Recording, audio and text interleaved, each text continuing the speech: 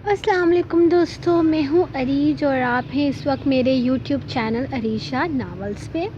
آج ہم ریڈ کریں گے ناول بھیگی پلکوں پر، نام تمہارا ہے کہ سیکنڈ لاسٹ ایپیسوڈ۔ تو چلیے سٹارٹ کرتے ہیں۔ حوریہ کے اٹھنے سے پہلے ہی مقدم اس کے کمرے سے نکل چکا تھا، لیکن اپنے کمرے کا دروازہ کھلا دیکھ کر سوچنے لگا کہ سویرا کو کس نے ان لاک کر دیا، جبکہ اماں سائیں کو اس کی چوٹ کی پریشانی کھائی جا رہی تھی۔ اس لیے اس کے آتے ہی سب سے پہلے انہوں نے اس کے ماتھے کی چوٹ کے بارے میں پھر سے پوچھا۔ میں ٹھیک ہوں اماں سائیں، ذرا سا ایکسیڈنٹ ہو گیا۔ وہ انہیں مطمئن کر کے اپنے کمرے میں جانے لگا۔ جب اماں سائیں نے بتایا کہ یہ کمرہ رات کو لاک ہو گیا تھا اور سویرا اندر تھی، اگر وہ نہیں آتی تو وہ ساری رات بیچاری اندر ہی رہتی، پتہ نہیں کس نے لاک کر دیا تھا، اماں سائیں نے پریشانی سے پوچھا۔ وہ دراصل اماں سائیں مجھے کمرے میں اکیلے رہنے کی عادت ہو گئی تھی نا، اسی لیے یاد نہیں رہا مجھے کہ سویرا اندر ہے، شاید میں نے ہی لاک کر دیا ہوگا۔ مقدم نے دل ہی دل میں اپنی ماں کے کارنامے کو داد دی اور اپنے کمرے میں داخل ہوا، جہاں سویرا بڑے مزے سے اس کے بیڈ پر سو رہی تھی۔ اسے یہاں سے نکال کر سب سے پہلے یہ بیڈ چینج کرواؤں گا، وہ خود سے بڑبڑاتا فریش ہونے چلا گیا تھا۔ سویرا ڈارلنگ، آج میرا ناشتہ تم بناؤ گی، میرا پراٹھا کھانے کا دل کر رہا ہے۔ مقدم نے ٹیبل پر بیٹھتے ہوئے سویرا کو مخاطب کیا۔ لیکن مجھے تو پراٹھا بنانا نہیں آتا، سویرا نے پریشانی سے کہا۔ ابھی تو وہ مقدم کے لیے کھانا بنانا سیکھ رہی تھی، تو ابھی سے اس کے لیے پراٹھا کیسے بناتی؟ اچھا تم رہنے دو، ویسے بھی تمہاری طبیعت کے لیے اچھا نہیں ہے، تم پریگننٹ ہو نا۔ حوریہ میرے لیے پراٹھا بناؤ، اس نے سویرا کو دیکھتے ہوئے حوریہ کو حکم دیا۔ ہماری نواسی تمہارے لیے کچھ نہیں بنائے گی، یہ ہمارے کہنے پر گھر واپس آئی ہے، خبردار جو تم نے اسے کوئی بھی حکم دیا۔ اگر اتنا دل چاہ رہا ہے تو کسی نوکر کو بول دو یا خود بنا لو۔ دادا سائیں نے آؤ دیکھا نا تاؤ دیکھا، بس اس پر چڑھ دوڑے۔ کوئی بات نہیں نانا سائیں، میں بنا دیتی ہوں۔ مقدم نے ایک نظر سے اپنی محبت کے دشمن دادا سائیں کی طرف دیکھا اور پھر حوریہ کی طرف دیکھ کر منہ بنا لیا، جس پر وہ اپنی ہنسی چھپاتی اپنی خدمات پیش کر چکی تھی۔ کوئی ضرورت نہیں ہے حوریہ بیٹا تمہیں اس کا کوئی بھی کام کرنے کی، اپنی بیوی سے کہے جس سے نکاح کر کے آیا ہے۔ دادا سائیں نے حوریہ کو بیٹھنے کا اشارہ کرتے ہوئے کہا۔ جب نازیہ اٹھ گئی، میں بنا کے لاتی ہوں، نازیہ کہتے ہوئے کچن کی طرف جانے لگی۔ رکے مامی سائیں، آپ کی طبیعت ویسے بھی ٹھیک نہیں ہے، میں بنا دیتی ہوں۔ حوریہ انہیں زبردستی بٹھا کر خود پراٹھا بنانے چلی گئی۔ 1 مہینہ گھر سے باہر کیا رہ کے آئی ہے، اس کے تیور آسمان کو چھونے لگے ہیں، رضوانہ اسے جاتے دیکھ کر بولی، جبکہ نازیہ نے ایک نظر سویرا کی طرف دیکھا جو اس کے بیٹے کی خواہش کا احترام نہ کر سکی۔ وہ جھوٹ موٹ کی پریگننٹ تھی، وہ سچ میں پریگننٹ تھوڑی تھی جو اپنے شوہر کی خواہش پوری نہ کر سکے۔ ابھی اس نے روٹی ڈال کر گھی ڈالا ہی تھا کہ اس کا دل خراب ہونے لگا۔ طبیعت تو اس کی صبح سے ہی گڑبڑ تھی، لیکن اب اسے ایسا محسوس ہو رہا تھا جیسے وہ زیادہ دیر کھڑی نہیں رہ پائے گی۔ اسے اپنی ٹانگوں سے جان نکلتی ہوئی محسوس ہو رہی تھی اور سر بھی بری طرح سے چکرا رہا تھا۔ کیا ہوا حوریہ بی بی، آپ ٹھیک تو ہیں؟ ملازمہ نے اس کے کندھے پہ ہاتھ رکھ کر اسے گرنے سے روکا۔ آپ پلیز پراٹھا دیکھیں، جل نہ جائے۔ حوریہ نے ملازمہ کو پراٹھے کی طرف لگاتے ہوئے اپنے آپ کو ہاتھ سے پنکھا جلانے لگی۔ آپ کی طبیعت زیادہ خراب ہوتی جا رہی ہے حوریہ بی بی، سکینہ ذرا دیکھیں ان کو۔ ملازمہ نے فوراً رسیدہ ملازمہ سے کہا۔ آپ کی طبیعت زیادہ خراب ہے کہتے ہوئے اس کی پیٹھ سہلانے لگی، کہیں کوئی خوشخبری تو نہیں؟ رسیدہ ملازمہ نے اس کی طرف دیکھ کر کہا تھا، جبکہ اس کی بات کا جواب نہ دے سکی۔ اس سے پہلے ہی وہ واش بیسن میں جھک کر وامٹنگ کرنے لگی۔ مبارک ہو حوریہ بی بی، اب تو مجھے پکا یقین ہو گیا ہے، خوشخبری ہے، میں مقدم سائیں کو خوشخبری سنا کر آتی ہوں۔ ملازمہ نے بھاگ کر باہر کی طرف دوڑ لگائی تھی، جبکہ حوریہ تو اسے روکتی رہ گئی۔ مقدم سائیں، حوریہ بی بی کی طبیعت بہت خراب ہے، چکر بھی آ رہے ہیں اور الٹی بھی ہو رہی ہے، میرا تجربہ تو کہتا ہے کہ گھر میں خوشخبری آنے والی ہے، ڈاکٹر کو گھر پر بلائیں۔ ملازمہ نے خوشی آ کر مقدم کے سر پر دھماکہ کیا تھا۔ ماشاءاللہ سکینہ، یہ تو تم نے بہت بڑی خوشخبری سنائی ہے۔ اس سے پہلے کہ مقدم کچھ بولتا اماں سائیں بول اٹھی، اور میرا تجربہ اور تمہارا تجربہ کبھی غلط ہو ہی نہیں سکتا، مقدم کے وقت پر بھی تم نے ہی سب سے پہلے یہ خوشخبری سب گھر والوں کو بتائی تھی۔ مقدم، میرا منہ کیا دیکھ رہے ہو؟ बख्शिश निकालो। सकीना ने सबसे पहले ये खुशखबरी सुनाई है, इन्हें कुछ दो। वो तो किचन के दरवाजे की तरफ देख रहा था। अम्मा साईं के कहने पर पलटा और अपने वॉलेट इनके हाथ पर रखता किचन में जा घुसा, जबकि सवेरा ये सब कुछ देखकर परेशान हो चुकी थी। मतलब अगर हुरिया प्रेग्नेंट है तो मुकद्दम इसका साथ देगा। या अल्लाह, ये खबर झूठी हो, सिर्फ गलत फहमी हो और कुछ ना हो। सवेरा परेशानी से अपना सर पकड़कर वहीं बैठ गई, क्योंकि अम्मा साईं की खुशी का कोई ठिकाना ना था और सब मुलाजिमों को अपने पास बुलाकर इन्हें बख्शिश दिए जा रही थी। आखिर इनके खानदान का असल वारिस जो पैदा होने जा रहा था। भाभी, ये सब कुछ आप क्या कर रही हैं? सवेरा के बच्चे के वक्त तो आपने ये सारा कुछ नहीं किया, रिजवाना ने याद करवाना चाहा। रिजवाना, सवेरा की खबर झूठ है, लेकिन हुरिया सच में माँ बनने जा रही है। हाय, मेरे मुकद्दम का बच्चा यहाँ आने वाला है, हमारे घर के रौनकें बढ़ने वाली हैं, इस खानदान का वारिस आने वाला है। मैं ज़रा अपनी बहू को देख के आऊँ। नाजिया ने इसे परे हटाते हुए किचन की राह ली। इन्हें देखकर तो ऐसा लग रहा था जैसे वो हुरिया से कभी नफरत करती ही नहीं थी। नाजिया मुस्कुराते हुए किचन में आई, जहां मुकद्दम बिना कुछ कहे हुरिया को अपने सीने से लगाए हुए था और वो बेचारी शर्माए जा रही थी। परे हटो मुकद्दम, मुझे भी मेरी बहू से मिलने दो। माशाअल्लाह, इतनी बड़ी खुशखबरी सुनाई है मेरी बहू ने। वो उसका माथा चूमती इसे अपने साथ लगाते हुए बोली। शायद नहीं, इससे पहले नाजिया ने भी इसे इतनी मोहब्बत से मुखातिब किया हो। बहाना जो था, नाजिया को वो किसी बहाने तो अच्छी लगी, जबकि हुरिया घबराए हुए अपना दुपट्टा मुंह में डाले खींच रही थी। जब मुकद्दम ने इसका दुपट्टा इसके मुंह से निकाला, इसकी झुकी नज़र और घबराहट देखकर मुकद्दम को इस पर बहुत प्यार आ रहा था। बाबा साईं वॉक पर गए हैं, थोड़ी देर में वापस आते होंगे, तुम चलो कमरे में आराम करो, डॉक्टर भी आती होगी, फ़ोन करवाया है मैंने। अम्मा साईं इसका हाथ थामकर इसे कमरे में ले जाने लगी। मुकद्दम साईं, इसका बहुत ख्याल रखना, हर वक्त इसके साथ रहना। एक तो ये है ही इतनी कमज़ोर, इसे हर वक्त आपके साथ की ज़रूरत है। डॉक्टर जब से बता कर गई है कि हुरिया प्रेग्नेंट है, अम्मा साईं के तो पैर ज़मीन पर ही नहीं टिक रहे थे और मुकद्दम इनकी हर हदायत को बहुत गौर से सुन रहा था। दादा साईं को ये खबर मिली तो उन्होंने पूरे गाँव में मिठाइयाँ तकसीम कर दी। मुकद्दम को ये खबर फ़ोन पर मिली तो वो दरकन को लेकर हवेली आने की तैयारी करने लगा। कल रात दरकन को घर छोड़ने के बाद अहमद चाचा साईं को छोड़ने एयरपोर्ट गया था। वो जानता था दरकन को ये बात तकलीफ़ पहुंचाएगी, इसीलिए वो कल शाम इसे वापस घर लेकर नहीं गया। वो कुछ दिनों बाद इसे बता देना चाहता था। इसे यकीन था चाचा साईं का इलाज मुमकिन है और वो बिल्कुल ठीक हो जाएंगे, और दरकन को ना बताने का फ़ैसला इनका अपना था। लेकिन अब दरकन को हवेली लेकर जा रहा था। ये बात खुल जानी थी कि चाचू साईं वापस जा चुके हैं, लेकिन फिर भी जो भी था दरकन को बुरा तो ज़रूर लगना था, इसके लिए कदम तैयार था। आओ जुनैद साईं, हम कब से तुम्हारा इंतज़ार कर रहे हैं। जुनैद को दरवाजे से अंदर आते देखकर दादा साईं ने मुस्कुराते हुए इसे वेलकम किया। जी बताएं, आप मेरा इंतज़ार क्यों कर रहे हैं? फिर आपको खुशखबरी सुनाता हूँ। जुनैद ने मुस्कुराते हुए मिठाई का डब्बा सामने रखा। मतलब खुशखबरी तुम तक भी पहुँच गई? दादा साईं ने मिठाई का डब्बा देखते हुए कहा। नहीं, ये तो मैं अपनी खुशी में लाया हूँ, आप मुझे सुनाएं, मैं मुंतज़िर हूँ सुनने के लिए। जुनैद ने मुस्कुराते हुए कहा। तुम फूफा बनने वाले हो, मुकद्दम साईं बाप बनने वाला है, हमारे ख़ानदान में वारिस आने वाला है। दादा साईं के अंदाज से इनकी खुशी का अंदाज़ा लगाना बहुत आसान था। हम दादा साईं से पर दादा साईं बनने वाले हैं, दादा साईं ने कहका लगाते हुए कहा। बहुत बहुत मुबारक हो, ये तो वाकई बहुत खुशी की बात है। लेकिन आप सिर्फ पर दादा ही नहीं बल्कि पर नाना भी बनने वाले हैं, इसी खुशी में मिठाई लाया हूँ। जुनैद ने मुस्कुराते हुए कहा तो दादा साईं ने उठकर इसे अपने सीने से लगा लिया। हमारी सारी ख्वाहिशें पूरी होने जा रही हैं, हमारा घर हरा भरा हो जाएगा, यहाँ रौनकें ही रौनकें होंगी। एक बार फिर से दादा साईं इसे अपने साथ लगाते हुए बोले। इंशाअल्लाह, जुनैद ने मुस्कुराते हुए कहा, जबकि अभी अभी बाहर आती रिजवाना के कान अभी तक साएं साएं कर रहे थे। मतलब तायशा इनके खिलाफ जाकर न सिर्फ जुनैद के साथ रिश्ता बना चुकी थी, बल्कि इसके बच्चे को दुनिया में लाने वाली थी।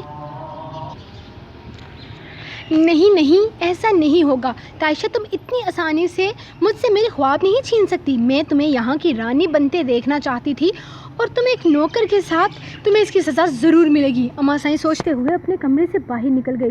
दरकन जब से हवेली आई थी उदास उदास सी थी। दरकन साईं, हम बता तो रहे हैं, इसका सारा कारोबार डूबता जा रहा है, अगर वो वापस ना जाता तो बहुत मसाइल हो जाते। इसने कहा है कि वो जल्दी वापस आ जाएगा, इसे अचानक जाना पड़ा। दादा साईं कब से इसे समझाने की कोशिश कर रहे थे। हो तो दादा साईं, मिलने में कितना वक्त लगता है? صرف 5 منٹ، مجھے اپنا چہرہ تو دکھا کے جاتے۔ درکن اداسی سے بولی، کیا ہو گیا ہے تمہیں؟ گھر میں اتنی خوشیوں کا ماحول ہے اور تم اداس ہو کر بیٹھی ہو۔ خاندان میں 2 خوشخبریاں ہیں، انجوائے کرو۔ اور جہاں تک چاچو سائیں کی بات ہے تو تم انہیں فون کر کے بہت سارا ڈانٹو، ناراض ہو کر بات نہ کرو، لیکن اس وقت تو خوش ہو جاؤ، کردم نے سمجھاتے ہوئے کہا۔ 2 نہیں بلکہ 3 خوشیاں ہیں۔ سویرا دیدا بھی تو ماں بننے والی ہیں۔ درکن نے خوشی سے چہکتے ہوئے سویرا کو گلے لگایا، جبکہ اس کی بات پر حویلی کے لوگوں کی خوشیاں ذرا مند پڑ گئی تھی۔ ہاں بالکل، یہ تو خوشخبری ہے، لیکن یہاں کسی کو ہوش ہی نہیں۔ رضوانہ بھپو سائیں کی بربراہٹ سب نے سنی تھی، لیکن کوئی بھی کچھ بولا نہیں۔ شام کے سائے گہرے ہوئے تو کسی نے دروازہ کھٹکھٹایا۔ عائشہ جو کب سے جنید کا انتظار کر رہی تھی فوراً دروازے کی طرف آئی، لیکن دروازہ کھول کر سامنے جنید کی جگہ اماں سائیں کو دیکھ کر اس کے رونگٹے کھڑے ہو گئے۔ اماں سائیں نے آتے ہی ایک زوردار تھپڑ اس کے منہ پر دے مارا۔ کیا کہا تھا میں نے تجھے؟ جنید کو اس کی اوقات میں رکھنا، اور تو اس کا بچہ پیدا کرنے جا رہی ہے؟ چٹاخ! وہ ایک تھپڑ مارتے ہوئے گھر کے اندر داخل ہو گئی۔ میں نے تجھے کیا سمجھایا تھا؟ اور تو یہاں کیا کر رہی ہے؟ تو جنید کا بچہ پیدا کرے گی، میرے خوابوں کو بے مول کرے گی؟ چٹاخ! میں تجھے رانی بنانا چاہتی ہوں تو نوکرانی بننا چاہتی ہے؟ میں نے تیرے لیے کیا نہیں کیا؟ ساری زندگی اپنا گھر چھوڑ کر اپنے باپ کے در پر پڑی رہی تاکہ تو اس گاؤں کی مالکن بن سکے، اور تو جنید کے بچے کی ماں بننے جا رہی ہے؟ چٹاخ! کان کھول کر سن لے عائشہ، جلدی سے جلدی یہ بچہ گرا دے، ورنہ میں تیری جان لے لوں گی۔ خبردار جو تو نے اس نوکر کا بچہ پیدا کیا! اماں سائیں غصے سے چلاتے ہوئے بولی۔ نہیں اماں سائیں، آپ جو کہیں گی میں کروں گی، لیکن خدا کے لیے مجھ سے میرا بچہ نہ چھینیں۔ آپ نے آج تک جو کہا وہ میں نے کیا، لیکن اب میں مزید آپ کی کوئی بات نہیں مان سکتی۔ میں جنید کے ساتھ بہت خوش ہوں۔ آپ نے جو کہا میں نے کیا، ساری زندگی آپ کے ہر حکم کی تکمیل کی۔ کردم سائیں کو نہ چاہتے ہوئے بھی ہر ممکن کوشش سے اپنی طرف راغب کرنے کی کوشش کی۔ سچ تو یہ ہے کہ کردم سائیں کبھی میرے دل کے مکین نہ تھے۔ میں جنید سے محبت کرتی ہوں، خدا کے لیے مجھے اس کے ساتھ رہنے دے، بے غیرت لڑکی! عائشہ روتے ہوئے بول رہی تھی جب اماں سائیں کا ہاتھ ایک بار پھر سے اٹھا، لیکن فضا میں ہی رک گیا۔ اپنے قریب کھڑے جنید کو دیکھ کر وہ بوکھلا گئی تھی۔ ان کا ہاتھ جنید کے ہاتھ میں تھا، جسے پھینکنے والے انداز میں خود سے دور کیا۔ اگر آپ میری بیوی کی ماں نہیں ہوتی تو ان تھپڑوں کا بدلہ میں آپ سے تھپڑ سے ہی لیتا، اس سے پہلے کہ میں اپنا آپا کھو دوں۔ نکل جائیں میرے گھر سے! اس نے غصے میں کہتے ہوئے قریب کھڑی عائشہ کو دیکھا، جو بری طرح سے رو رہی تھی۔ جنید نے اس کا ہاتھ تھام کر اسے اپنے سینے میں بیج لیا۔ آپ یہاں سے جا رہی ہیں یا میں دھکے مار کر نکالوں انہیں؟ اسی طرح سے مورت بنے دیکھ کر جنید چلایا، جبکہ وہ بنا کچھ بولے اتنی بے عزتی پر گھر سے فوراً نکل گئی تھی۔ کردم کو کسی کا فون آیا تھا، جسے سنتے ہی وہ پریشانی سے کھڑا ہو گیا۔ کیا ہوا کردم سائیں؟ آپ اتنے پریشان کیوں ہیں؟ سب کے ساتھ بیٹھے کردم کو اچانک اٹھ کر باہر جاتا دیکھ مقدم نے فوراً اسے روکا۔ کردم سائیں، گاؤں میں ایک 16 سالہ لڑکی کے ساتھ زیادتی ہوئی ہے، اور جس نے زیادتی کی ہے گاؤں والوں نے اسے پتھر مار کر مار ڈالا ہے، اور اس وقت اس کی لاش چوراہے پر پڑی ہے۔ میں وہیں جا رہا ہوں، کل صبح پنچایت میں فیصلہ ہوگا۔ کردم پریشانی سے کہتا گھر سے نکل گیا تھا، جبکہ ایک 16 سالہ لڑکی کے ساتھ زیادتی کا سن کر مقدم کا دل بھی کانپ اٹھا تھا۔ اس کی نظر میں گاؤں والوں نے جو کیا وہ بالکل صحیح تھا۔ ایسے انسان کو یہی سزا ملنی چاہیے تھی۔ ایسے درندوں کو جینے کا کوئی حق نہیں۔ وہ غصے سے اپنی مٹھیاں بیچتا دادا سائیں کے کمرے میں چلا گیا۔ دادا سائیں شرمندگی سے سر جھکائے پنچایت میں بیٹھے ہوئے تھے۔ اس لڑکی کو دیکھتے ہوئے ان کا دل کانپ رہا تھا، جو اپنی حواس کھو چکی تھی۔ اپنی گڑیا کو ہاتھ میں پکڑے بس اسے گھورے جا رہی تھی۔ اب بتائیں شاہ سائیں، میری بچی کے سر پر کون ہاتھ رکھے گا؟ میری معصوم بچی نے کسی کا کیا بگاڑا ہے؟ اب تک تو یہ گڑیا سے کھیلتی تھی، اور اس پر اتنی بڑی قیامت ٹوٹ پڑی ہے۔ اپنی سہیلی کے گھر کھیلنے گئی تھی۔ انصاف تو یہ ہے کہ جس نے زیادتی کی ہے اس بچی کے ساتھ شادی اسی کے ساتھ کر دی جائے، لیکن گاؤں والوں نے جذباتی فیصلہ کرتے ہوئے اس کو پتھر مار کر قتل کر دیا، جس سے اس بچی کی زندگی اور مشکل ہو چکی ہے۔ اس کی حالت پاگلوں جیسی ہے، لیکن اسے اس حالت میں پاگل خانے بھی نہیں بھجوایا جا سکتا۔ آخر وہ کسی کی بیٹی تھی، جس پر اتنی قیامت گزری تھی، اور شاہ سائیں اس پر مزید ظلم نہیں کر سکتے تھے۔ شاہ سائیں، کون تھامے گا میری بچی کا ہاتھ؟ میری بچی کسی کو منہ دکھانے کے لائق نہیں رہی۔ کیا بگاڑا تھا میری معصوم بچی نے کسی کا؟ میری معصوم بچی کے خواب چھین لیے۔ مجاہد سر پیٹتا وہیں بیٹھا رو رہا تھا، جبکہ شاہ سائیں کے پاس اس کے کسی سوال کا کوئی جواب نہ تھا۔ میں کروں گا آپ کی بیٹی سے شادی، میں تھاموں گا اس کا ہاتھ، لیکن کیا گارنٹی ہے جو آج ہوا وہ دوبارہ نہیں ہوگا؟ حیدر کے الفاظ پر شاہ سائیں نے سر اٹھا کر سامنے دیکھا۔ سامنے سے حیدر شاہ کو آتے دیکھا۔ میں تھاموں گا آپ کی بیٹی کا ہاتھ چاچا، میں کروں گا اس کے ساتھ شادی، میں اسے عزت دوں گا، عزت کی زندگی۔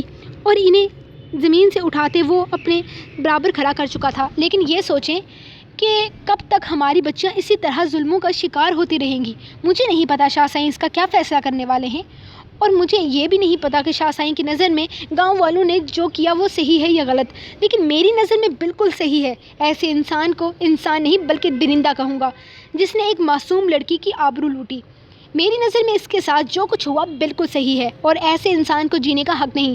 مجھے نہیں پتا آپ کیا فیصلہ کرنے والے ہیں، لیکن میں آپ سے نوری کا ہاتھ مانگتا ہوں، نوری کا ساتھ چاہتا ہوں، میں اسے عزت کی زندگی دینا چاہتا ہوں۔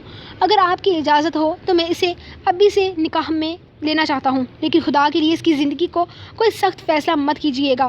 وہ اس وقت مینٹلی ٹھیک نہیں ہے، وہ اپنے حواس کھو چکی ہے۔ ایسے میں اگر کوئی سخت فیصلہ سنائیں گے تو وہ بالکل ٹوٹ جائے گی۔ ابھی اس کی عمر ہی کیا ہے؟ کچھ تو بولیے، کیا آپ اسے پاگل خانے بھیجنا چاہتے ہیں؟ حیدر ان کے سامنے کھڑا جواب مانگ رہا تھا، جبکہ دادا سائیں نے اٹھ کر اسے اپنے سینے سے لگا لیا۔ ہمیں فخر ہے تم پر حیدر، ہمیں فخر ہے یہ کہتے ہوئے کہ تم ہمارے نواسے ہو۔ نکاح کا انتظام کرو، دادا سائیں نے حکم دیتے ہوئے کہا۔ جب مجاہد حیدر کے قدموں میں اپنی چادر رکھ کر رونے لگا، میں آپ کا یہ احسان زندگی بھر نہیں بھولوں گا حیدر سائیں۔ احسان کیسا چاچا سائیں؟ احسان تو آپ کا ہے مجھ پر کہ آپ اپنی معصوم سی بیٹی کی ذمہ داری مجھے دے رہے ہیں، تو یقین کریں میں یہ ذمہ داری نبھانے کی کوشش کروں گا۔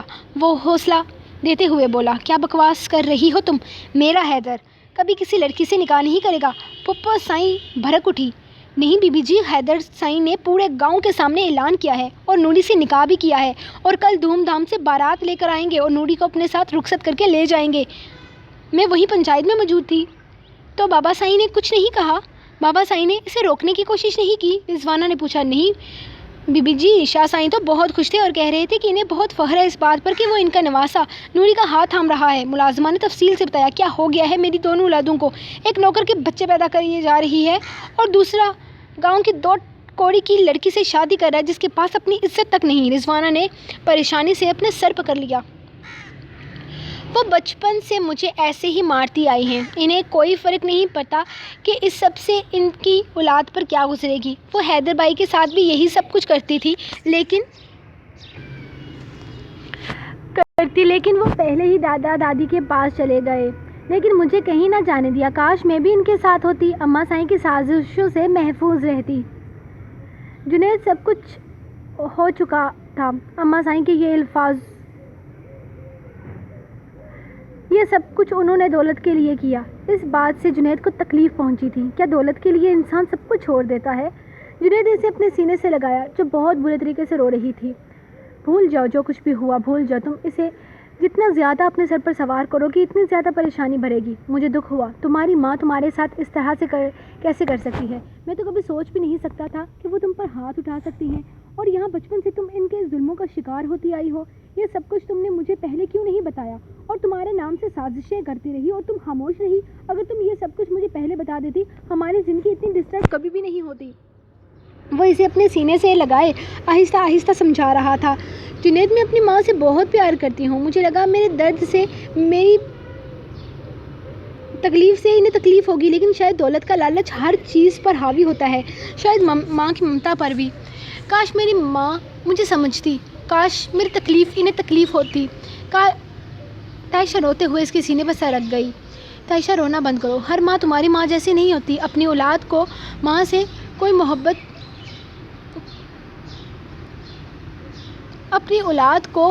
بڑھ کر کوئی محبت نہیں کرتا۔ اس بات کو تم ہماری اولاد کو بہت سارا پیار دے کر ثابت کر دینا، لیکن رونا بند کرو، رونے سے ہمارے بیبی کی صحت پر برا اثر پڑے گا۔ وہ اسے سمجھاتے ہوئے بولا اور اس کے آنسو صاف کرنے لگا۔ آج کے بعد میں تمہاری اس عورت کے بارے میں سوچتے اور پریشان ہوتے نہ دیکھوں۔ اب پیاری سی اسمائل دو مجھے۔ رو رو کر میری بیوی کی معصوم آنکھوں کا کیا حال کر لیا ہے تم نے؟ وہ اس کی آنکھوں کو چومتے ہوئے بولا تو تائشہ بے اختیار مسکرا دی۔ ہاں، ایسے ہی مسکراتی رہا کرو ہمیشہ۔ اس کے ماتھے پر اپنے لب رکھتا وہ اسے اپنے سینے سے لگا چکا تھا۔ آج حیدر کی شادی تھی۔ گاؤں کے سبھی لوگ اس کی شادی میں شرکت کر رہے تھے۔ نکاح تو کل ہی ہو چکا تھا، آج رخصتی باقی تھی۔ تائشہ نے جب شادی پر جانے کی اجازت مانگی تو جنید نے خوشی خوشی جانے دیا۔ اسے بھی حیدر کا فیصلہ بہت پسند آیا تھا۔ کہاں ہوتے ہیں آج کے زمانے میں حیدر جیسے لوگ جو اپنی تلخ حقیقت کو بھی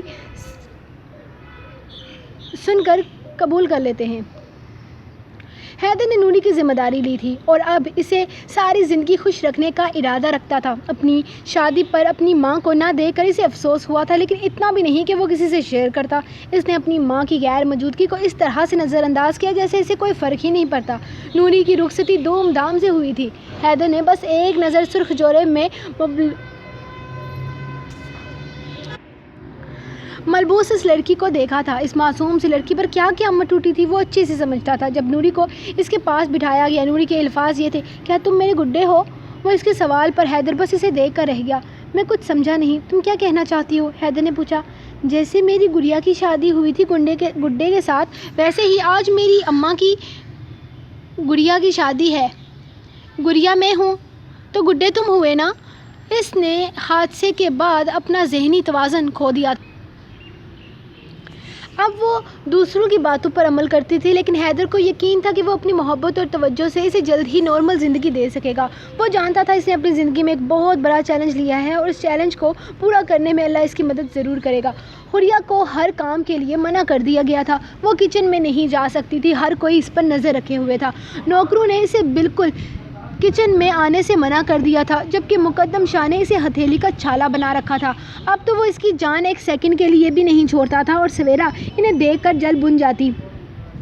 مقدم اپنے کمرے میں چینج کرنے آیا تو وہ بول اٹھی، میں بھی پریگننٹ ہوں۔ وہ اس کی بات سن کر مقدم کا دل چاہا کہ وہ اسے رکھ کر دو لگا دے، لیکن پھر بھی اسے سنانے والے انداز میں بولا، حوریہ کی کوکھ میں میرا بچہ پل رہا ہے۔ اور اس بات نے سویرا کو اندر تک ہلا کر رکھ دیا۔ غصے سے اس کا برا حال ہو رہا تھا۔ تو حوریہ کی اہمیت اس لیے تھی کیونکہ وہ مقدم شاہ کے بچے کی ماں بننے والی تھی، اور اگر سویرا ایسا ہونے ہی نہ دے تو سویرا نے اپنے شاطر دماغ میں چال بناتے ہوئے سوچا، اور اس کی اس چال میں اماں سائیں نہیں لیکن رضوانہ پھپھو شامل تھی۔ حیدر نے کمرہ عروسی میں قدم رکھا تو وہ اپنے دونوں ہاتھوں میں گڑیا لیے باتوں میں مصروف تھی۔ وہ مسکراتے ہوئے اس کے قریب آ بیٹھا، جبکہ وہ اسے دیکھ کر نظر انداز کرتی پھر سے باتوں میں مصروف ہو گئی۔ وہ کافی دیر اس کے پاس بیٹھا اس کی باتیں سنتا رہا۔ میں تمہاری مونچھوں کو ہاتھ لگاؤں؟ وہ آہستہ آواز میں منمنائی۔ حیدر خاموشی سے اسے گڑیا کے ساتھ باتیں کرتے ہوئے دیکھ رہا تھا۔ اسے لگا شاید وہ اپنی گڑیا سے ہی مخاطب ہے۔ تم بولتے نہیں ہو؟ اس بار نوری نے باقاعدہ اس کی طرف دیکھتے ہوئے پوچھا۔ تم مجھ سے بات کر رہی ہو؟ حیدر کو حیرانگی ہوئی۔ ظاہری سی بات ہے تم سے بات کر رہی ہوں، میری گڑیا کی تو مونچھ ہی نہیں میری گڑیا کی تو مونچھ ہی نہیں ہے۔ دیکھو، اس نے اپنے دونوں ہاتھ گڑیا کو اس کے سامنے رکھتے ہوئے کہا۔ اچھا تو کیا کہہ رہی تھی تم؟ وہ دلچسپی سے پوچھنے لگا۔ میں پوچھ رہی ہوں میں تمہاری مونچھوں کو ہاتھ لگا لوں؟ وہ منہ بناتے ہوئے بولی جیسے اپنی بات دہرانا اسے پسند نہ آیا ہو۔ آج تک کسی کی ہاتھوں کی اتنی ہمت نہ ہوئی تھی کہ وہ حیدر شاہ کی مونچھوں تک پہنچ جائے، لیکن تم حق رکھتی ہو۔ حیدر آہستہ سے اس کا دایاں ہاتھ تھام کر اپنے چہرے پر لے آیا، جبکہ نوری نے اپنی گڑیا کو ایک سائیڈ پر رکھ کر وہ دونوں ہاتھوں سے اس کی مونچھوں کو بل دینے لگی۔ دیکھو، اب تمہاری مونچھیں ایسے اوپر رہنی چاہیے، تم میرے گڈے ہو نا، جیسا میں چاہتی ہوں ویسے ہی رہنا۔ وہ سمجھانے والے انداز میں بولی، ٹھیک ہے، تم جیسا کہو گے میں بالکل ویسا ہی رہوں گا، لیکن پھر تمہیں بھی تو میری بات ماننی ہوگی نا۔ وہ بھی اور سننی بھی ہوگی اور ماننی بھی پڑے گی۔ آج کے بعد تم مجھے تم نہیں آپ کہہ کر پکارو گی۔ اپنے کھیل کو تم اس کی کمرے تک محدود رکھو گی۔ اس کمرے میں تمہاری پہچان جو بھی ہو، لیکن اس کمرے کے باہر تم حیدر شاہ کی بیوی ہو۔ آئی میری بات سمجھ میں؟ اسے سمجھاتے ہوئے کہا تو اس نے فوراً نفی میں سر ہلایا۔ مطلب میں کھیلنے نہیں جا سکتی؟ وہ منہ کھول کر پوچھنے لگی۔ ہم دونوں یہاں کھیلا کریں گے، تم جو کھیل کہو گی ہم کھیلیں گے، لیکن اس کمرے کے باہر تمہیں بڑے لوگوں کی طرح رہنا ہوگا، جیسے بیوی جی رہتی ہیں۔ اس کے دماغ میں فوراً ہی حویلی کی عورتوں کا عکس گھوما۔ حیدر اس کی بات سن کر مسکرا دیا۔ ہاں بالکل ویسے ہی، حیدر نے کہا، لیکن میری ایک شرط ہے گڈے، تم صرف میرے گڈے ہو اور میں صرف تمہاری گڑیا۔ تم صرف میرے ساتھ کھیلو گے اور میں صرف تمہارے ساتھ۔ اگر تم اس اقرا اور ندا کے ساتھ کھیلنے گئے تو میں تم سے کٹی کر لوں گی۔ اس نے دھمکی دیتے ہوئے کہا تو وہ مسکرا دیا۔ ہاں مجھے منظور ہے نور، چلو اب بہت دیر ہو گئی ہے، تم سو جاؤ، اب ہم کل کھیلیں گے۔ وہ اسے پیار سے سمجھاتے ہوئے بولا۔ نور نہیں، میرا نام نوری ہے۔ نور منہ بنا کر بولی، تمہارا نام نور العین ہے۔ نورالعین حیدر شاہ ہے اور تمہارا شوہر تمہیں نور کہہ کر پکارے گا۔ چلو اب اور باتیں نہیں، چلو لیٹ جاؤ، وہ اسے سمجھاتے ہوئے بولا اور اس پر کمبل ڈال کر ٹھیک کرنے لگا۔ میں تم سے تمہاری ہر خوشی چھین لوں گی حریہ، تمہاری خوشی کی یہ وجہ میں تم سے دور کر دوں گی۔ سویرا کمرے میں تیز تیز ٹہلتی مسلسل بڑبڑا رہی تھی۔ آج اس کے غصے کی کوئی انتہا نہ تھی۔ مقدم اس کے حسن کے سامنے جھکنے کے بجائے اپنی اولاد کے پیچھے پڑ گیا تھا۔ کتنی صفاقت سے اس کے منہ پر کہہ گیا تھا کہ وہ اس کا بچہ ہے۔ اتنا کیوں خود کو تھکا رہی ہو سویرا؟ میں جو کہہ رہی ہوں نا تم بس وہ کرو، وہ بچہ بھی راستے سے ہٹ جائے گا اور شاید مقدم حریہ کو کبھی منہ نہ لگائے۔ کل شام کو دادا سائیں نے حیدر اور اس گاؤں کی گوار کی دعوت رکھی ہے اور وہیں پر میں حریہ اور اس کی ہر خوشی چھین لوں گی، پر آپ کو میرا ساتھ دینا ہوگا۔ میں ہر قدم پر تمہارے ساتھ ہوں۔ سویرا کے انداز نے رضوانہ کو خوش کر دیا، اور میں وعدہ کرتی ہوں کہ میں تائشہ کو واپس حویلی لے آؤں گی۔ کل اس بچے کے ساتھ ساتھ تم بھی مرو گی حریہ۔ یہ بات سویرا نے دل میں سوچی۔ یہ بات اس نے اب تک رضوانہ سے شیئر نہیں کی تھی اور نہ ہی وہ اس معاملے میں کسی دوسرے تیسرے کی مداخلت چاہتی تھی۔ اب تم اتنی پریشان کیوں ہو میری جان؟ اب تو تمہارے بابا سائیں نے تمہیں فون کر دیا، تم سے معافی مانگ لی، اب بس کر دو میرا پٹاخہ سائیں، ختم کرو یہ ناراضگی۔ کردم دھڑکن کو سمجھانے والے انداز میں بولا، جبکہ دھڑکن اب بھی اداس تھی۔ دھڑکن تمہارے ٹیسٹ ہونے والے ہیں میری جان، تم اپنے پیپرز کی تیاری کرو، انشاءاللہ چاچو سائیں جلدی واپس آ جائیں گے۔ کردم سائیں کیا ہو گیا ہے آپ کو؟ میں ان کی وجہ سے پریشان نہیں ہوں، وہ کیٹی کو اپنی گود میں رکھتے ہوئے بولی۔ تو پھر کیوں پریشان ہو؟ اس کا مرجھایا ہوا چہرہ دیکھ کر پریشانی سے بولا، حوری دیدہ کے گھر میں خوشخبری آنے والی ہے، سویرا دیدہ کے گھر میں بھی خوشخبری آنے والی ہے اور تائشہ دیدہ کے گھر میں بھی خوشخبری آنے والی ہے۔ ہم کیا بلیاں پالتے رہیں گے؟ اس نے کیٹی کو اٹھا کر کردم کی گود میں رکھا، جس نے فوراً ہی اسے زمین پر اتار دیا تھا۔ اسے شروع سے ہی بلیوں سے عجیب سی چڑ تھی اور خاص کر کے جانوروں کو گود میں بٹھانا اسے ہرگز پسند نہیں تھا۔ دھڑکن یہ بات جانتے ہوئے بھی ضد کرتے ہوئے اس کی گود میں اکثر کیٹی کو رکھ دیتی تھی۔ اس کی بات نے جہاں کردم کو مسکرانے پر مجبور کیا، وہیں وہ فی الحال بچے کے بارے میں کچھ نہیں سوچ رہا تھا۔ ہم اس سلسلے میں پلاننگ کریں گے، فی الحال تم اپنی پڑھائی پر دھیان دو اور مجھے گاؤں پر دھیان دینے دو۔ وہ محبت سے اس کا رخسار چوم کر بولا، مطلب کہ ہم کیٹی کو ہی پالیں گے؟ اس نے زمین پر بیٹھی کیٹی کو دوبارہ اٹھا کر اپنی گود میں رکھ لیا۔ کیٹی آج سے میں آپ کی ماما ہوں اور آپ کے بابا۔ کردم جب اس کے قریب سے اٹھ کر بیڈ پر بیٹھنے لگا تو اس کی بات پر اسے اچھوت لگ گیا۔ دھڑکن میرے اتنے بھی برے دن نہیں آئے کہ میں ایک بلی کا باپ کہلاؤں، اس کی ماں بہن چاچی دادی نانی سب کچھ تم ہی بنو، خدا کے لیے میرے ساتھ اس کا کوئی رشتہ نہ جوڑنا۔ حد ہے، بلی کا باپ بنا کے رکھ دیا ہے، لگتا ہے مجھے اس بیبی والی بات پر جلدی غور کرنا پڑے گا۔ کردم سوچتے ہوئے سونے کے لیے لیٹ گیا، جبکہ دھڑکن منہ بناتے ہوئے کیٹی کو اس کی باسکٹ میں رکھ کر اس کے پاس آئی۔ ہر روز کی طرح بنا اس کی ڈانٹ کی پرواہ کیے آدھی اس کے اوپر چڑھ کر سو گئی۔ نیند میں کردم نے اس کے گرد اپنا گہرا تنگ کر لیا تھا۔ کسی کو میری پرواہ نہیں، مطلب آدھی رات کو اپنی معصوم پریگننٹ بیوی کو چھوڑ کر جاتا ہے کیا؟ جنید کو رات کے 11 بجے اندر داخل ہوتے دیکھ کر تائشہ تب کر بولی۔ اس کے انداز نے اسے مسکرانے پر مجبور کر دیا۔ مجال ہے جو کسی کو اپنی بیوی کی پرواہ ہو، یہاں پر تو لوگ ہنسے جا رہے ہیں۔ تائشہ نے اپنی ناراضگی کا اظہار کیا اور کچن کی طرف بڑھ گئی۔ جب جنید چینج کرنے جا چکا تھا واپس آیا تب بھی تائشہ کا منہ بنا ہوا تھا۔ سو جاؤ میرے بچے، نہ میرے شوہر کو میری پرواہ ہے اور نہ ہی تیرے باپ کو تیری پرواہ ہے، سو جا میری معصوم اولاد، یہاں کوئی نہیں ہے جو ہم دونوں کو پیار کرتا ہو۔ وہ کھانا نکالتے ہوئے اوور ایکٹنگ کی انتہا کرتے ہوئے بولی، جبکہ اس کے انداز پر جنید مسکراتے ہوئے کھانا کھانے میں مصروف ہو چکا تھا۔ اے خدا، کیا اس دن کے لیے اتنا خوبصورت بنایا تھا مجھے کہ میرا شوہر سارا دن باہر گھومتا رہے، نہ میری پرواہ نہ اپنے ہونے والے بچے کی؟ کیوں بنایا مجھے اتنا خوبصورت جب میرے شوہر کو میری قدر ہی نہیں، جب میرے شوہر کو فرق ہی نہیں پڑتا کہ اس کی پسند کے ایک کلر کا لباس پہنے اس کے انتظار میں بیٹھی ہوں۔ تائشہ نے اسے اپنے کپڑوں کی طرف متوجہ کرنا چاہا، جبکہ جنید مسکراتے ہوئے اسے کھانا کھلا رہا تھا جیسے پہلی بار کھانا ملا ہو۔ جنید میں سونے جا رہی ہوں اور برتن دھو کر رکھ دینا۔ وہ تھک کر اس کے قریب سے اٹھ کر کمرے میں چلی گئی۔ سارا دن اس سج سجاوٹ کا کوئی فائدہ نہیں ہوا تھا، کیوں بیکار میں اس کا انتظار کرتی رہی؟ اسی لیے منہ بنا کر کمرے میں آ گئی۔ جب پیچھے تقریباً 7-8 منٹ کے بعد ہی جنید کمرے میں داخل ہو چکا تھا، ہاتھ گیلے تھے، مطلب برتن دھو کر آیا تھا۔ یہ بھی اس خوشخبری کے بعد ہی ہوا تھا جب تائشہ نے اسے بتایا تھا کہ اسے برتن دھونے سے سخت نفرت ہے۔ اس پر جنید نے اس پر ترس کھاتے ہوئے کہا تھا کہ رات کے برتن وہ دھو دیا کرے گا۔ پہلے تائشہ کو بہت برا لگا، لیکن پھر جنید نے کہا کہ یہ آفر صرف بچہ آنے تک کی ہے، اس کے بعد اپنے سارے کام خود کرے گی۔ جس پر تائشہ کو یہ صدمہ ہوا کہ اسے پرواہ ہی صرف اپنے بچے کی ہے، لیکن اس کی تو کسی کو فکر ہی نہیں۔ اسے اس طرح سوتے دیکھ کر وہ اس کے قریب آ لیٹا۔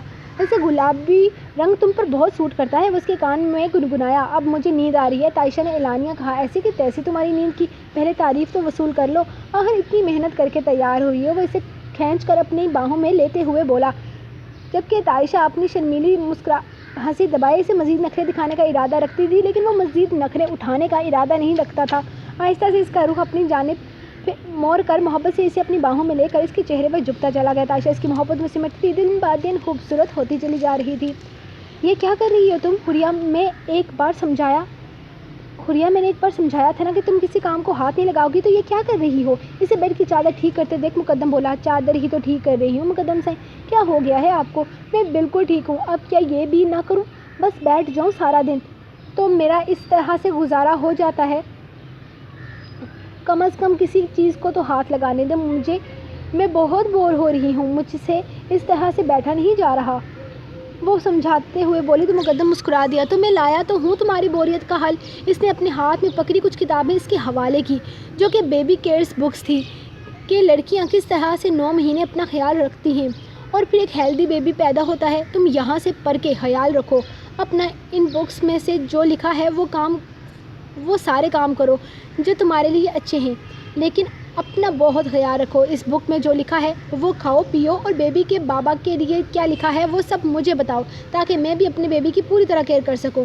اب میرا منہ کیا دیکھ رہی ہو؟ بیٹھو یہاں اور پڑھو، ان کتابوں پر غور کرو، اور پھر مجھے ایک کیوٹ سا پیارا سا بیبی دو، وہ اسے سمجھاتے ہوئے بولا، جبکہ حوریہ جو پہلے ہی بور ہوئی بیٹھی تھی ان کتابوں کو دیکھنے لگی۔ کچھ نہ ہونے سے کچھ ہونا بہتر تھا۔ آج کرن کالج نہیں آئی تھی، آج وہ اکیلی ہی آئی تھی، اس لیے کردم اسے چھوڑ کر چلا گیا اور اب جنید اسے لینے کے لیے آیا تھا۔ کردم زمینوں پر بزی تھا، اس بار کی فصل کافی اچھی ہوئی تھی اور کردم آج کل ادھر ہی زیادہ رہتا تھا، اسی لیے رات کو بھی وہ دیر سے ہی گھر واپس آتا تھا اور صبح چلا جاتا۔ وہ ابھی سوچ ہی رہی تھی کہ وہ گھر واپس کس کے ساتھ جائے گی کہ جنید کو کھڑا دیکھا۔ ارے جنید، لالا آپ مجھے لینے آئے ہیں؟ اسے دیکھ کر خوشی ہوئی تھی۔ جی درکن بی بی، کردم سائیں کام پر بزی ہیں، اسی لیے مجھے کہہ دیا لائیں آپ کا بیگ میں اٹھا لیتا ہوں۔ اس نے بیگ کی طرف اشارہ کیا۔ ارے آپ کیوں اٹھائیں گے؟ میں خود اٹھاؤں گی، کتابیں میری، ڈگری میری، فیوچر میرا، بیگ میرا، آپ کو دیں؟ یہ تو بہت ناانصافی ہے نا، وہ اس کے ساتھ چلتے ہوئے بولی، جبکہ اس کی پٹر پٹر چلتی زبان جنید کو مسکرانے پر مجبور کر گئی تھی۔ میں آپ کو کچھ دکھاؤں؟ اس کے ساتھ چلتے چلتے درکن نے اچانک سے کہا۔ جی ضرور دکھائیں۔ جنید مسکرایا۔ اس کی اجازت ملتے ہی درکن اپنے ہاتھ میں پکڑا ہوا گراف پیپر نکالتے ہوئے اسے دکھانے لگی۔ جنید کی مسکراہٹ اور بھی گہری ہو گئی۔ کیسا ہے؟ وہ ایکسائٹڈ ہو کر پوچھنے لگی۔ بالکل اصلی جیسا لگ رہا ہے کہ کردم سائیں کی اصلی تصویر ہے، یقین نہیں ہوتا کہ ہاتھوں سے بنایا گیا ہے۔ یہی تو میرا ٹیلنٹ ہے، درکن اتراتے ہوئے بولی۔ میں آج کردم سائیں کو سرپرائز دوں گی، آپ پلیز میرا ایک کام کریں گے؟ آج کل کردم سائیں بہت لیٹ گھر آتے ہیں، اسی لیے آپ شام کو مجھے لینے کے لیے آ جائیے گا، ہم ڈیرے پر چلیں گے۔ کردم سائیں نے اکیلے گھر سے نکلنے سے منع کیا ہے، پھر میں انہیں وہاں جا کر یہ گفٹ دے دوں گی۔ جب کردم سائیں کی برتھ ڈے تھی نا، انہیں گولی لگ گئی تھی، اسی لیے میں انہیں وش تک نہیں کر سکی اور نہ ہی گفٹ دے پائی، لیکن اب میں انہیں یہ گفٹ دینا چاہتی ہوں۔ آپ لینے آئیں گے نا مجھے؟ وہ چلتے چلتے گھر تک پہنچ آئے تھے۔ جی بی بی جی، میں شام کو 5 بجے آپ کو لینے آ جاؤں گا، پھر میں آپ کو ڈیرے پر کردم سائیں کے پاس لے چلوں گا، جنید نے مسکراتے ہوئے کہا، کیونکہ اس کے انداز سے وہ سمجھ چکا تھا کہ جنید کہ درکن کو بہت جلدی ہے کردم کو اپنا شاہکار دکھانے کی، اور ویسے بھی وہ بہت خوبصورت پینٹنگ کرتی تھی، اس کی تعریف سننا تو اس کا حق بنتا تھا، اسی لیے جنید نے آنے کا وعدہ کیا، جس پر وہ خوشی سے اندر چلی گئی۔ درکن کھانا بنوا کر فارغ ہوئی تو جنید اس کا انتظار کر رہا تھا۔ وہ اپنے وعدے کے عین مطابق پورے 5 بجے وہاں حاضر تھا۔ اس نے جلدی سے اپنا گراف چارٹ اٹھایا اور باہر آ گئی۔ ویسے جنید لالا، اب آپ کردم سائیں آپ کو ڈانٹتے تو نہیں ہیں نا؟ ویسے جنید لالا، اب آپ کردم سائیں آپ کو ڈانٹتے تو نہیں؟ اس کے ساتھ چلتے ہوئے اس نے پوچھا۔ وہ تو مجھے کبھی بھی نہیں ڈانٹتے بی بی جی، لیکن آپ کیوں پوچھ رہی ہیں؟ کیونکہ میں نے انہیں منع کیا تھا نا، میں نے انہیں بہت سارا ڈانٹا تھا اور کہا بھی تھا کہ اب وہ آپ کو کبھی بھی نہ ڈانٹیں، آپ کو ڈرنے یا گھبرانے کی ضرورت نہیں ہے، اگر وہ آپ کو ڈانٹتے ہیں تو آپ مجھے بلا جھجک بتائیں، میں ہوں نا، ان کا علاج کر لوں گی۔ درکن کی باتوں نے اسے پھر سے مسکرانے پر مجبور کر دیا۔ نہیں، آپ کی ڈانٹ کا کافی اثر ہوا ہے اور اب وہ مجھے کچھ نہیں کہتے، شاید آپ سے بہت ڈر گئے ہیں، جنید نے مسکرا کر شرارتی انداز میں کہا۔ پھر ٹھیک ہے، میں نے اندازہ لگایا تھا کہ وہ آپ پر کچھ زیادہ ہی رعب جماتے ہیں، اسی لیے ان کی عقل ٹھکانے لگا دی۔ وہ بولے جا رہی تھی جبکہ جنید سے اپنا کہکا روکنا مشکل ہو گیا۔ ڈیرے پر پہنچ کر جنید نے درکن کو ندی کی طرف بھیجا جہاں اکثر کردم جاتا تھا اور خود وہیں سے پیچھے کی طرف لوٹ آیا۔ درکن اپنے ہاتھ میں گراف پیپر پکڑے خوشی سے جا رہی تھی، لیکن سامنے کا منظر دیکھ کر اس کی خوشی کہیں کھو گئی۔ کردم کے ساتھ ایک لڑکی بالکل اس کے قریب بیٹھی تھی۔ اس لڑکی کو پہچاننے میں درکن نے ایک سیکنڈ نہیں لگایا۔ یہ لڑکی اس کی کلاس کی ہی تھی، ہاجرہ، لیکن یہ یہاں کیا کر رہی تھی، وہ بھی اس کے شوہر کے اتنے قریب؟ اور پھر دیکھتے ہی دیکھتے وہ کردم کے سینے سے لگ گئی اور درکن کو لگا جیسے اس کے ارد گرد اندھیرا چھا گیا ہو۔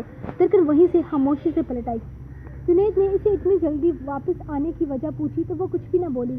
ہاتھوں میں پکڑا گراف پیپر اسے وہیں پھینک دیا۔ جنید نے وہ پیپر اٹھایا اور اس کے پیچھے آیا۔ وہ اسے اکیلے نہیں جانے دے سکتا تھا اور وہ اتنی جلدی میں واپس جا رہی تھی کہ جنید کو ندی کی طرف واپس جانے کا وقت ہی نہ ملا۔ وہ پہلے اسے گھر واپس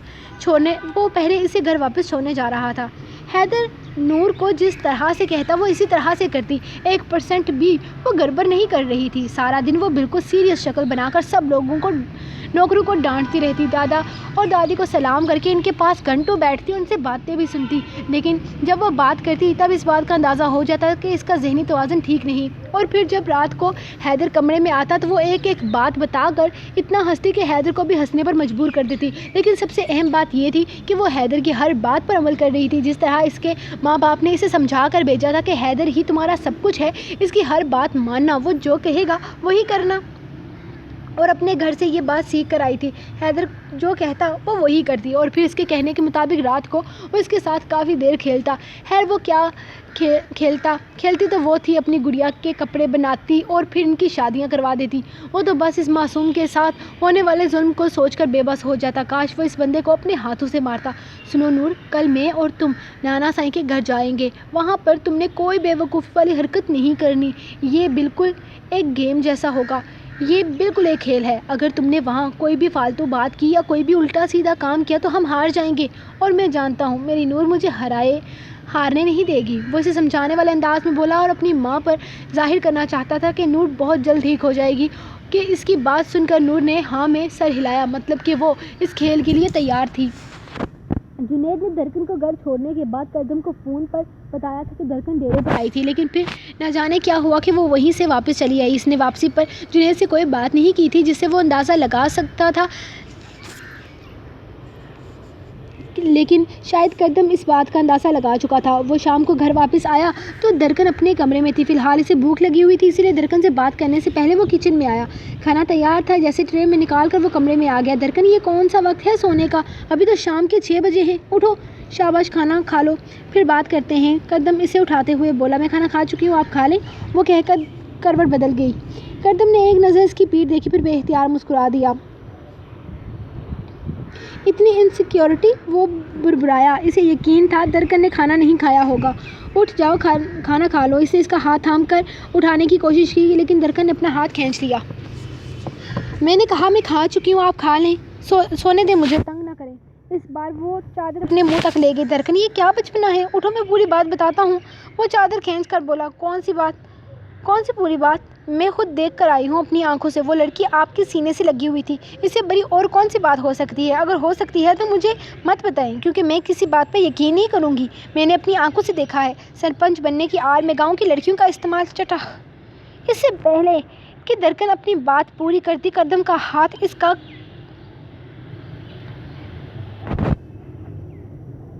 منہ بند کر گیا۔ میں نے کہا نا، پہلے میری بات سن لو پھر اپنی بکواس کرنا، لیکن نہیں، خبردار جو آئندہ اپنی زبان سے یہ الفاظ نکالے۔ کیا سمجھ کے رکھا ہے تم نے مجھے؟ اتنی گھٹیا سوچ درکن، میرے بارے میں اتنا یقین نہیں ہے تمہیں مجھ پر؟ اتنا گھٹیا، اتنا گرا ہوا لگتا ہوں میں تمہیں؟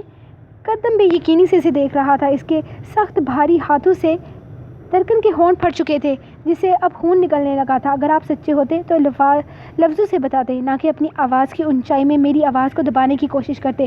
وہ اس کے سامنے کھڑی ہوئی اپنا تکیہ اٹھا کر باہر نکلنے لگی. کہاں جا رہی ہو تم؟ وہ اس کا ہاتھ تھام کر غصے سے پوچھنے لگا. وہ اس کی غلط فہمی دور کرنا چاہتا تھا لیکن درکن کچھ سننے کو تیار ہی نہ تھی. اس کے لفظوں نے اسے ہاتھ اٹھانے پر مجبور کر دیا، لیکن وہ جانتا تھا کہ وہ فی الحال اس بات کو نہیں سمجھے گی. لیکن درکن کی بے اعتمادی نے کردم کو بہت مایوس کیا تھا. فی الحال دوسرے کمرے میں جا رہی ہوں، صبح حویلی واپس چلی جاؤں گی. مجھے آپ جیسے دوگلے انسان کے ساتھ نہیں رہنا. درکن اپنا ہاتھ اس کے ہاتھ سے چھڑاتی باہر جانے لگی. رشتے اعتبار سے بنتے ہیں درکن، اور تم مجھ پر کتنا بھروسہ کرتی ہو یہ میں آج دیکھ چکا ہوں. تم حویلی واپس جاؤ یا لنڈن، مجھے کوئی فرق نہیں پڑتا. اس کے کمرے سے نکلتے ہی کردم نے اندر سے دروازہ بند کر دیا. جبکہ دوسرے کمرے میں آنے کے بعد درکن پھوٹ پھوٹ کر رونے لگی. حویلی میں سب لوگ بہت جوش و خروش سے اس سے مل رہے تھے. وہ سب کے ساتھ نارملی بات کر رہی تھی. حوریہ نے یہی اندازہ لگایا تھا کہ شاید نور کم گو ہے، لیکن اس سے مل کر اسے بہت اچھا لگا تھا. اس کی ماں بھی کب سے نور کو دیکھے جا رہی تھی کہ یہ پاگل لڑکی اس طرح سے نارمل بات کیسے کر رہی تھی. وہ خود سمجھ نہیں پا رہی تھی، لیکن ابھی تک اسے بہو کے روپ میں قبول نہیں کر پا رہی تھی، یا شاید کرنا ہی نہیں چاہتی تھی. جبکہ حیدر نے ایک سیکنڈ کے لیے بھی اسے خود سے الگ نہ کیا. دادا سائیں حیدر کو دیکھ کر بہت فخر محسوس کر رہے تھے. اس نے جو کام کیا تھا وہ گاؤں میں کوئی نہیں کر سکتا تھا. ایک ایسی لڑکی کا سہارا بننا جس کے پاس اس کی عزت بھی نہیں، کوئی چھوٹی سی بات نہ تھی. اور پھر اس لڑکی کو عزت کے ساتھ نہ صرف اپنی حویلی میں رکھنا بلکہ پورے گاؤں میں ایک مقام دینا حیدر شاہ جیسا ہی انسان کر سکتا تھا. ان کے واپس جانے کا وقت ہوا تو نوری نے نوٹ کیا کہ سویرا حوریہ کے آگے پیچھے گھوم رہی ہے، لیکن نوری کو اس کی نیت صاف نہیں لگ رہی تھی. بار بار حوریہ کو دیکھنا، اس کے آگے پیچھے گھومنا اسے بہت عجیب لگ رہا تھا. وہ تینوں سیڑھیوں سے اترنے لگی جب سویرا حوریہ کی سائڈ پر ہو گئی. سویرا نے حوریہ کے کندھے پر زور ڈال کر اسے نیچے کی طرف دھکیلنا چاہا. شاید وہ یہ دکھانے کی کوشش کر رہی تھی کہ وہ خود گر رہی ہے کہ حوریہ بیچ میں آ کر سیڑھیوں سے گر گئی. لیکن اس سے پہلے ہی وہ حوریہ کو دھکا دیتی نوری نے حوریہ کو کھینچ کر اپنی طرف کر لیا، اور نوری کے پیر سے پھسل کر سویرا خود سیڑھیوں سے نیچے جا گری، اور اس کے گرتے ہی حویلی میں دردناک چیخیں گونج اٹھی تھی. سو گائز، یہ رہی آپ لوگوں کی آج کے ایپیسوڈ. لاسٹ ایپیسوڈ ہم انشاءاللہ کل ریڈ کریں گے، یا کوشش کروں گی کہ میں آج رات کو ہی کر سکوں. تو ملیں گے نیکسٹ ایپیسوڈ کے ساتھ. تب تک کے لیے مجھے کو دیں اجازت، اور دعاؤں میں یاد رکھیں. اللہ حافظ.